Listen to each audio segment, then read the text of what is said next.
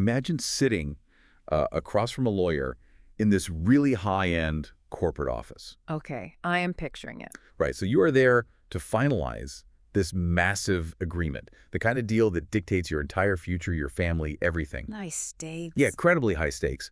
But instead of sliding a 50-page contract across the mahogany table, a document outlining all your rights and asset protections and exit clauses, the lawyer just slides you a completely blank sheet of paper. Oh, wow, just blank. Completely blank. And they tap the bottom right corner, and they say, sign right here. We will fill in what happens to your life, your calendar, and your bank account later. Yeah, no chance. I am out of there. Right. You would run out of the room. Anyone in their right mind would do that. Yeah. Handing over that kind of blank check requires this absolute, unhesitating surrender of your personal autonomy. It completely removes the negotiator from the table. I mean, you are no longer protecting your own interests. You are giving someone else total jurisdiction over your existence. Yeah. And what if I told you that blank piece of paper is the very thing the modern church is completely terrified to talk about? That is a heavy thought. Welcome to Reformed Thinking. Today, we are doing a deep dive into a pair of theological essays that analyze just a single, staggering verse from the New Testament. 2 Corinthians 8.5. Yes, 2 Corinthians 8.5. And our mission for this session is to unpack the true anatomy of Christian stewardship and giving. We are looking at a radical historic event that alters how we view money, authority, and devotion. So for you listening right now, we want to ask a pretty jarring question. What if the way modern churches ask for money is completely backwards? What if true giving has almost nothing to do with your bank account and, well, everything to do with who owns your life? That is the core tension we need to resolve today, because we are looking at a historical anomaly that defies every natural instinct we have about self-preservation and financial security. Right. To grasp why this text is so shocking, we cannot just float in the clouds of abstract theology. No, we have to get our boots on the ground. Exactly. We need the dirt, the economic ruin, the political reality of the first century Roman Empire. So let us set the stage here. Yeah. We're dealing with a massive relief collection. What was actually happening that required Paul to ask for funds in the first place? Well, the primary catalyst was a devastating famine in Judea. You can actually find references to it in the book of Acts during the reign of Claudius. Okay, so a massive food shortage. Yeah, the believers in Jerusalem were facing severe destitution. So the Apostle Paul took on this massive administrative task of organizing a financial collection among the Gentile churches. Churches spread across modern-day Greece and Turkey, right? Right, to send back to Judea. But we have to understand, and the essays really hit this hard, this was not just a standard humanitarian charity drive. It wasn't just passing a plate. No, this was a redemptive historical bridge. Meaning it had massive theological implications for the unity of the early church. Precisely. You had a Jewish church that was, frankly, highly suspicious of the influx of Gentile converts. Which makes sense historically. Oh, absolutely. So by sending material relief, the Gentile churches were providing visible, tangible proof of their spiritual fellowship with the Jewish believers. It demonstrated that the gospel had created one unified people. Yeah, shattering the massive ethnic and geographic walls that separated them. Okay, so Paul is gathering funds to prove this theological unity, and in this specific letter, 2 Corinthians, he is writing to the church in Corinth. The Corinthians. Yeah, and let us talk about the vibe in Corinth, because the essays we are analyzing draw a very sharp, deliberate contrast between two different regions. Corinth was essentially the booming tech hub of the ancient world, right? That is a great way to put it. Corinth was the Isthmian capital. It was situated right on a narrow strip of land connecting the Peloponnese to mainland Greece. Location, location, location. Exactly. It had two major harbors, Lycaeum and Cenchreae. This meant virtually all east-west trade flowed right through their backyard. It was a wealthy, cosmopolitan, commercial powerhouse.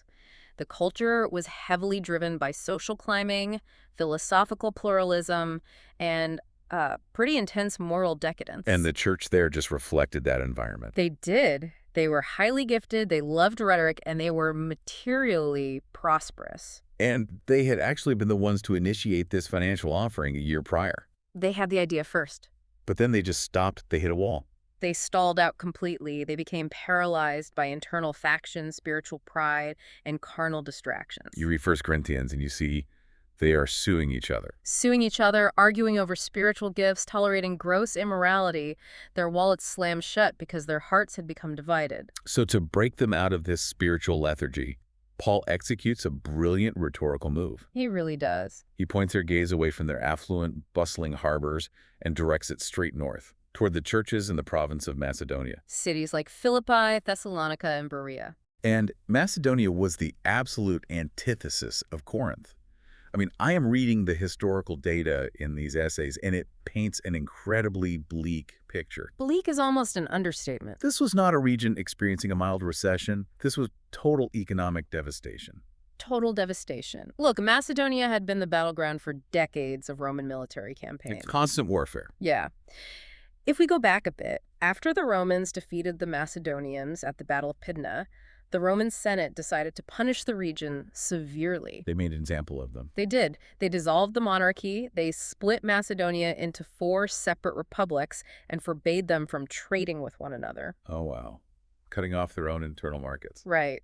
And then Rome confiscated the region's most lucrative assets, the gold and silver mines. So they stripped them of their primary economic engine. Completely stripped them. Yeah. Then they established strict monopolies on the local timber trade, cutting the locals out of their own natural resources. And I'm assuming the taxes were brutal. Crushing. They levied crushing taxes on top of all that.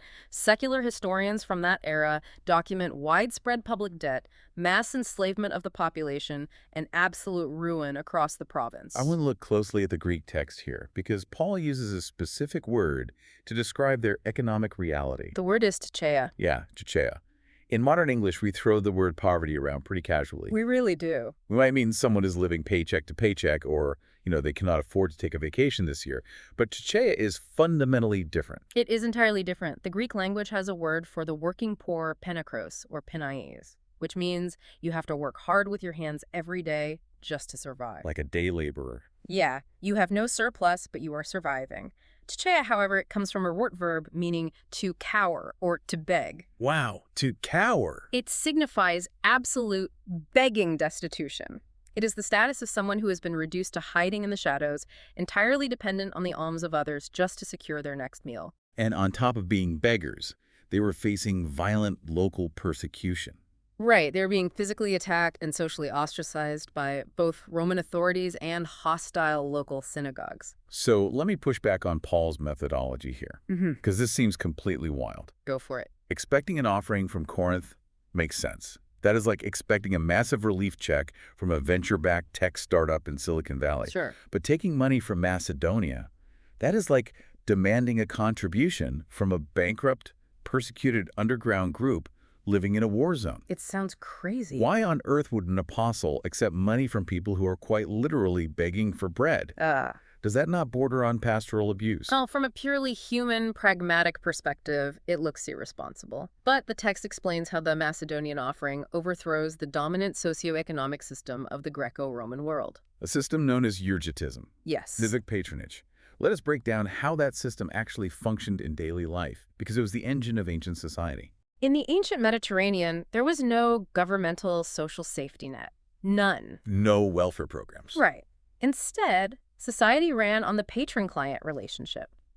Wealthy elites would use their massive fortunes to fund public works. Building temples, paving roads. Or throwing massive gladiatorial games. But this was not altruistic philanthropy. They gave strictly to secure public praise and political leverage. They wanted their names on the buildings. They expected their names inscribed in massive letters on marble columns.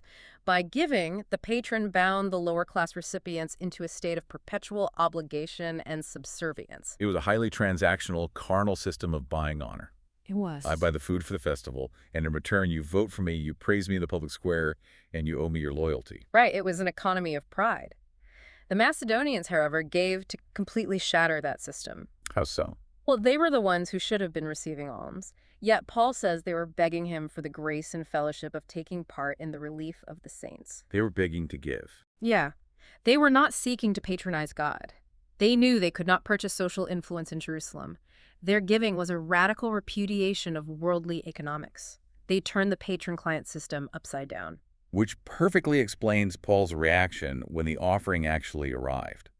In verse 5, Paul writes, "And this Not as we expected. That phrase is fascinating. It is. It implies that Paul, Timothy, and Titus had sat down, looked at the spreadsheets, and made a human calculation. They absolutely did. They looked at the intense poverty, they saw the violent persecution, and based on that undeniable data, they anticipated a very modest contribution. Just a few coins, maybe. They calculated what was humanly feasible. Even the apostles fell into the trap of analyzing church potential through a sociological lens. And the Macedonians blew those calculations completely out of the water. Now, the authors of the essays we are looking at use this specific moment of apostolic shock to launch a very aggressive critique against modern church growth models. Yes, the critique here is biting. Unpack that for us. Well, the authors point out that contemporary Western churches rely almost entirely on demographic surveys, seeker-sensitive algorithms, and marketing predictability. Right. Modern church consultants will look at the median income of a zip code, Run a sociological assessment, and predict precisely what a congregation can achieve financially over the next 5 years. and what is the problem with that, according to the sources? The essays argue that this methodology treats congregants as predictable consumers to be manipulated. It reduces Christian stewardship to a transactional business model. I can hear a church administrator listening right now shouting at the speaker. Oh, for sure. They would argue, wait a minute, isn't it just prudent stewardship to look at demographics and budgets? You wouldn't sign a $10 million mortgage for a massive new sanctuary without knowing if the congregation has the income to pay the monthly light bill. Right. They would say that is just being responsible. Yeah, that is not carnal. That is just being responsible. Prudence has its place in administration, certainly, but the essays use this text to assert that true biblical obedience is a supernatural anomaly. It defies the math. It completely defies sociology and economics. When the grace of God hits a covenant community, the results cannot be plotted on a human graph. Wow. If you rely strictly on worldly marketing data to dictate your church's mission, you are operating under the assumption of human autonomy. Assuming people will only do what makes financial sense. You are assuming people will only act according to their natural fleshly capacities.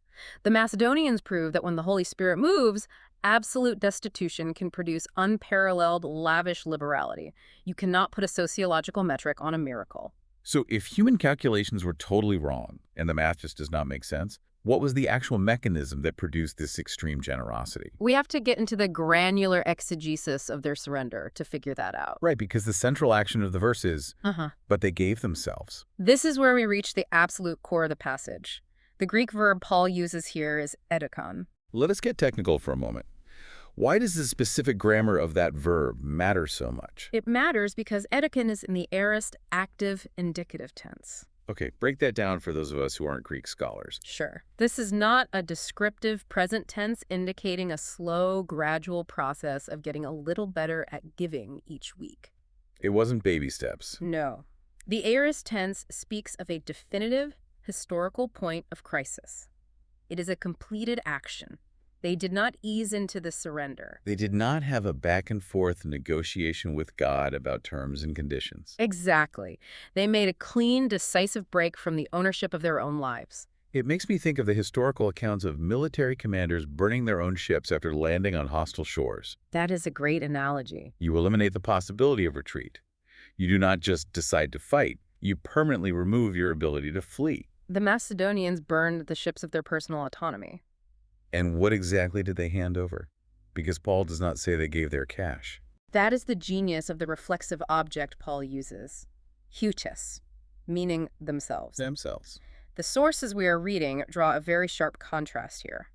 Paul did not use words for physical goods like tai hyperchonta. Or words for money like ta chromata. Right. If he had used those mercantile terms, he would have praised them as generous philanthropists.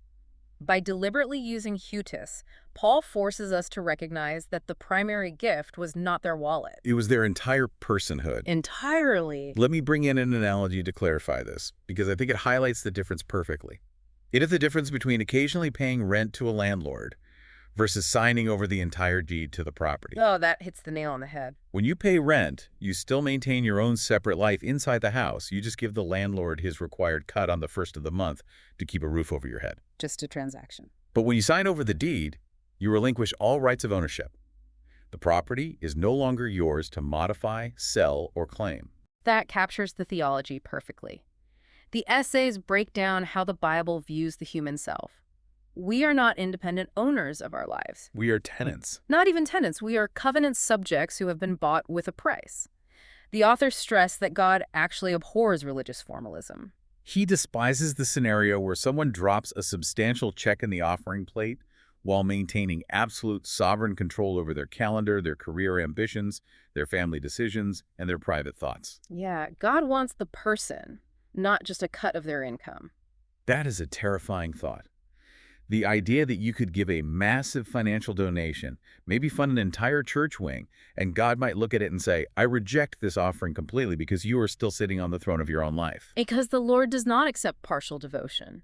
He does not seek a percentage of your wealth if he does not first possess you entirely. The Macedonians understood that the only acceptable offering is the total, unreserved surrender of the intellect, the affections, the will, the body, and the assets. The money was just a secondary byproduct of a surrendered self. Now that we know what they gave themselves, the text forces us to look at the strict, unyielding order in which they gave it. The order is vital here. Paul writes that they gave themselves first to the Lord and then by the will of God to us. The word first here, proshon in Greek, is the architectural foundation of the entire passage, and we have to be very careful with how we interpret it. How so? This is not a chronological sequence. Explain that. What is the difference between chronology and how Paul is using it? Chronology means time sequence. It does not mean that on Monday they gave themselves to God, and then on Tuesday they got around to giving themselves to Paul. Okay, so it isn't about a schedule. No.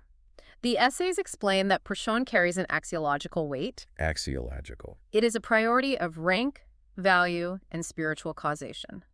Christ's absolute ownership is the supreme organizing axiom of their existence. Everything else flows out of that primary reality. So it is about the hierarchy of loyalty. The vertical devotion has to dictate the horizontal actions. Yes. To the Lord refutes any concept of divided loyalties. Christ is not merely one interest among many competing interests in your life. He isn't a slice of the pie. He is not a hobby you engage in on Sundays. He is the absolute sovereign. Everything else is subordinate to that relationship. But then the text immediately follows that vertical devotion with a horizontal submission.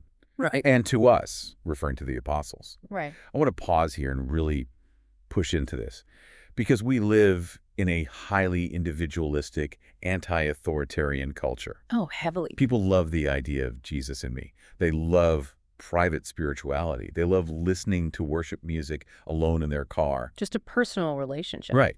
But the moment you suggest submitting to a visible church or taking direction from flawed human leaders, people bristle. They put their walls up. How does this specific text confront that mindset? It confronts it head-on by destroying the illusion of private spirituality. The essays make a compelling case that true devotion to Christ is never a detached private mysticism. You cannot just be a lone ranger Christian. You cannot separate your vertical submission to the invisible Lord from your horizontal submission to his visible church. The vertical surrender must manifest in concrete historical obedience to the visible church order. So the Macedonians did not retreat into an isolated, individualistic faith. No, they willingly submitted to the pastoral oversight and administrative direction of Paul and his apostolic team. But I know people listening are asking, how do we know that isn't just human tyranny? History is full of spiritual abusers. That is a very fair question. How do we know Paul isn't just acting like a cult leader, demanding absolute, unquestioning obedience to himself to build his own empire? Because the text explicitly provides the safeguard. It ties their submission to the apostles directly to the phrase, by the will of God, dia thilamatos, the death. Okay, why is that phrase the safeguard? This is crucial. It proves that apostolic authority, and by extension pastoral authority today, is a delegated ministerial authority. Delegated from God. Yes. It is bound strictly by the revealed scripture. Church leaders do not possess the right to invent new rules, bind the conscience with extra-biblical mandates, or exercise tyrannical control over the congregation. They aren't kings. Right. Their authority only exists to guide believers into orderly obedience based strictly on what God has already commanded in his word. That distinction brings us to a massive theological crossroads. If human beings are naturally selfish, highly protective of their autonomy, and prone to hoarding their resources out of fear. Which we all are. Exactly. So how does a human heart actually achieve this level of total, joyful surrender? You don't just wake up one morning and decide to sign over the deed to your life. Something has to prompt it. What actually causes that shift? That brings us to the instrumental ground of the entire action. We just mentioned the phrase dia philomanos theo, through the will of God. Yeah. The essays dig heavily into the grammatical function of this prepositional phrase to reveal the sole-efficient cause of the Macedonians' generosity. Break down sole-efficient cause. That sounds like Aristotle. It is a theological and philosophical term, meaning the ultimate active agent that brings an event to pass. The essays argue that the ultimate origin of this radical giving was not human nobility. It wasn't just that they were nice people. It was not because the Macedonians possessed a naturally generous temperament, and it was certainly not the result of an unregenerate free will making a highly moral decision. So what was it? The prepositional phrase demonstrates that the sovereign decretive will of God was the primary agent acting upon them. So if God's grace was doing the heavy lifting, that changes the entire nature of their obedience. It changes everything. The theological term the authors use here is monergistic grace. Monergistic, mono meaning one, ergon meaning work. God's grace works alone to regenerate the dead heart, liberate the enslaved will, and alter the affections. Wow. The authors use this grammatical reality to forcefully refute three specific theological errors that continually plague discussions about Christian obedience. Let us unpack those refutations, because they hit at the core of different church traditions. The first target the essays address is Roman Catholicism. Right. How does monergistic grace dismantle their view of charity? Well, it refutes the doctrine of works righteousness. In the medieval Catholic system, giving alms was often viewed as a meritorious act. Like earning points. Yeah, a way to satisfy the temporal punishment for sin or earn standing before God. But if God's grace is the sole efficient cause of the action, you cannot claim any merit for it. The Macedonians were not giving away their last few coins to earn their salvation. Or buy off God's wrath. Their action was the spontaneous, grateful overflow of a life that had already been fully justified by faith alone. They did not give to win God's favor. They gave because they already possessed it securely. Exactly. That takes the pressure off completely. You aren't operating out of debt. You are operating out of gratitude. It is entirely freeing. The second error the sources tackle is Arminianism, specifically the concept of synergism. Synergism teaches a cooperative effort between the sovereign grace of God and the self-determining free will of man. Like a 50-50 split. Or at least it suggests that God offers grace, but man has to supply the decisive vote to make it effective. And how do the essays address that? The essays argue that 2 Corinthians 8.5 completely closes the door to that kind of human boasting. If human will were the deciding factor, the Macedonians in their extreme poverty and persecution would have naturally chosen self-preservation. Anybody would. The ultimate cause was the sovereign will of God, which monergistically subdued their rebellious wills, opened their blind eyes to the beauty of Christ, and caused them to gladly surrender. And the third error refuted is mysticism, or modern continuationism. Right. This is the idea that radical obedience must be guided by subjective, extra-biblical promptings. Like an inner whisper. An inner whisper, a vision, or chaotic spiritual experiences. The text anchors their obedience firmly in the objective, revealed will of God operating through historical apostolic offices. So they weren't waiting around for a sign. They followed a clear scriptural directive to relieve the suffering saints. They did not wait for a subjective feeling or a mystical trance to tell them to be generous. They looked at the objective need, they looked at the objective command of God, and they obeyed. Simply put, yes. If we translate all those dense theological concepts into the daily life of a believer, for you listening, it really comes down to the source of your strength. It absolutely does. Relying on our own moral fortitude. Trying to force ourselves to be generous, gritting our teeth, and trying to muscle our way into submission is a recipe for complete spiritual exhaustion. You will burn out. You will eventually burn out and grow bitter. But relying on monergistic grace, recognizing that God alone possesses the capacity to change your protective, selfish heart, brings immense freedom. You stop trying to manufacture a generous spirit. And you start begging God to alter your fundamental desires. Exactly. The grace that saves you from the penalty of sin is the exact same grace that consecrates you to a life of radical obedience. It is all of God. To truly comprehend the depth of this grace, we have to look at the blueprint the Macedonians were following. The archetype. Because they did not invent this kind of surrender out of thin air. They were mirroring something ancient.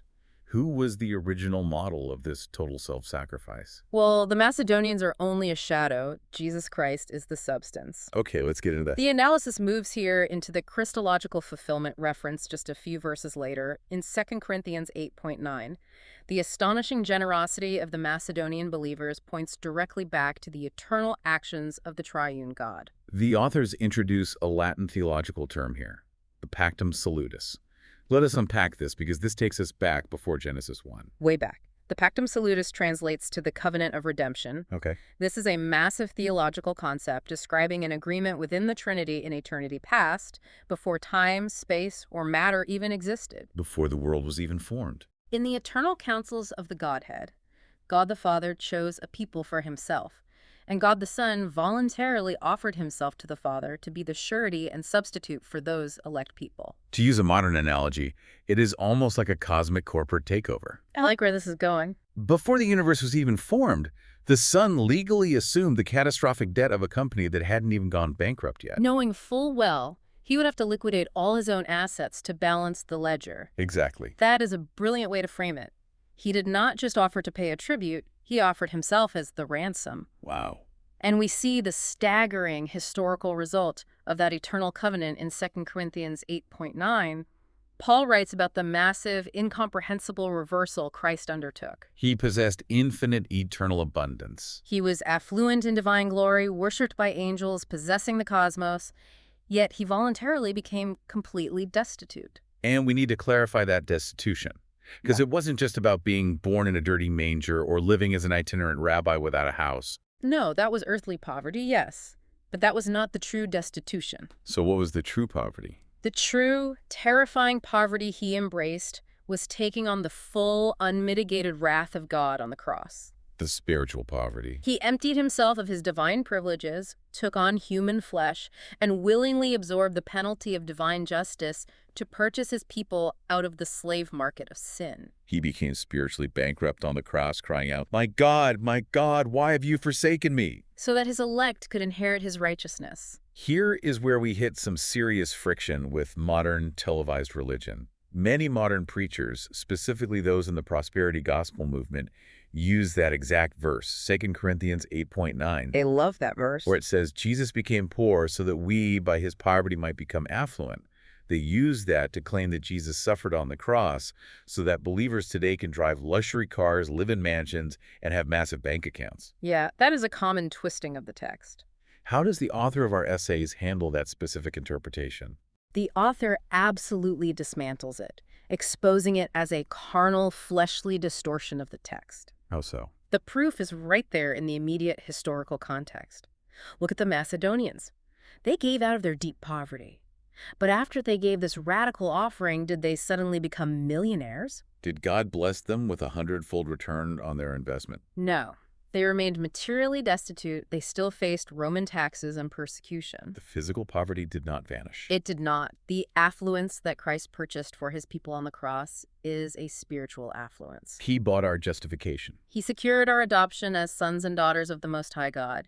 He guaranteed a lasting, eternal inheritance that cannot be touched by Roman taxes, stock market crashes, or economic collapse. To reduce the infinite blood-bought value of Christ's cross to earthly currency is a severe theological error. It trades the eternal glory of God for a temporary bank balance. Having established the massive theological bedrock, the history, the exegesis, the covenant of redemption, we now have to apply the sharp edge of this text to the modern cultural landscape. This is where it gets very contemporary. The second essay takes all of this first-century theology and aims it directly at contemporary Western issues. Now, we're getting into some highly charged territory here with the author's final critiques. We are. And just as a guidepost for you listening, our goal today isn't to take a side on these cultural flashpoints or endorse specific political platforms. Our aim is to unpack precisely how this author applies the theology of 2 Corinthians 8 to modern Western politics and church structures. We are just impartially reporting what is in the text. Understood. And the author's critique begins with a statistical look at the contemporary Western church. And the numbers are indicting. What are the numbers? The text points out an alarming demographic reality.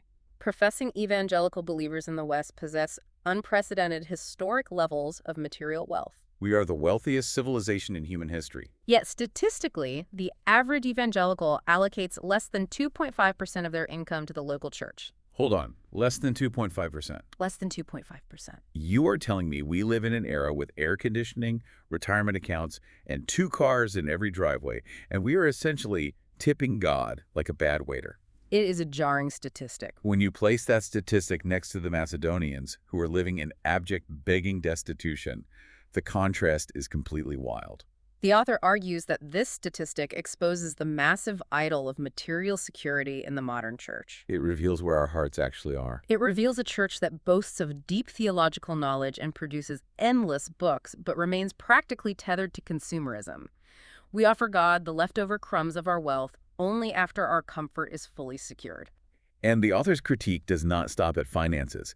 It expands into how the Western church is increasingly aligning itself with secular socio-political frameworks. Right. What is the core argument there? Remember, we're just outlining the author's stance here. Well, the author demands a firm, unyielding rejection of fluid, egalitarian ideologies that erase God-ordained distinctions.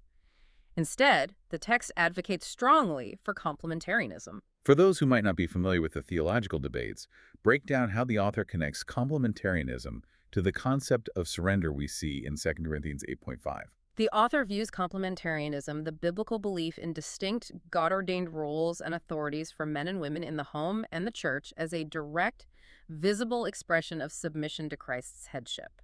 Okay, so it is an obedience issue. In the author's view, accepting and honoring these specific roles, even when they clash with modern sensibilities, is a tangible manifestation of yielding personal autonomy to the revealed will of God. It is the modern equivalent of the Macedonians submitting to apostolic authority. Exactly. You are saying God's design is better than my cultural preference. The essay also aggressively addresses other modern social frameworks, specifically calling out critical race theory and liberal theology. Yes, the text explicitly rejects both critical race theory and liberal theology. What does the author label them as? Secular political gospels of social agitation. The argument presented is that these frameworks are alien ideologies that attempt to replace the supernatural, uniting gospel of justification by faith alone. Replacing it with what? With a worldly system of grievances, identity politics, and endless division. To clarify the author's stance here again, reporting objectively, these secular frameworks are not viewed as secondary political debates or minor disagreements over civic policy. Yeah, not at all. The author sees them as direct, existential threats to the biblical order of church government and individual consecration. The claim is that you cannot maintain total, unreserved surrender to King Jesus if you are simultaneously adopting frameworks that run counter to the historical objective truth of Scripture. You cannot serve two masters. Right. That is an accurate summary of the essay's position. The author insists that true unity and holiness within the church are achieved solely by standing fast in the sanctifying monergistic grace of God and submitting entirely to his written word. So the church must avoid the constant temptation to capitulate to the philosophical trends and sociological pressures of the surrounding culture. Precisely. Well, we have covered a massive amount of ground today. We really have. We started in the economic rubble of the Macedonian province. We walked through the dense Greek grammar of total surrender. We scaled the heights of the covenant of redemption before time began, and we confronted the sharp, uncomfortable statistics of our modern era. It has been a full session. Let us synthesize the core takeaway for everyone listening. In the end, the lesson of 2 Corinthians 8.5 is that true giving, whether it is your money, your time, or your submission to church authority, is the inevitable visible fruit of an invisible total surrender to King Jesus. You cannot separate the wallet from the heart. Generosity is not a church fundraising technique. It is a matter of worship. When the Lord truly possesses the people, he inherently possesses everything else they have. Which brings us right back to our opening thought. We talked about the terrifying prospect of sitting across from that lawyer, signing a blank sheet of paper, handing over your signature without knowing the terms, and letting someone else fill in the details of your life. The hardest thing to do. The Macedonians signed that blank contract. They burned their ships. They gave themselves first to the Lord. So we want to leave you with a specific, challenging question to ponder on your own. A vital question. If you and I truly believe we were bought with the blood of Christ, what is the one area of your life, maybe a specific relationship, you refuse to let go of? a secret career ambition, or a hidden financial safety net that still has a "Do Not Enter" sign hanging on the door for King Jesus? What specific clause are you secretly trying to write into that blank contract to protect yourself? It is a question that requires rigorous, painful, and honest self-examination. It really is. Thank you for joining us on this deep dive into the historical and theological bedrock of Christian generosity. We'll catch you next time on Reformed Thinking.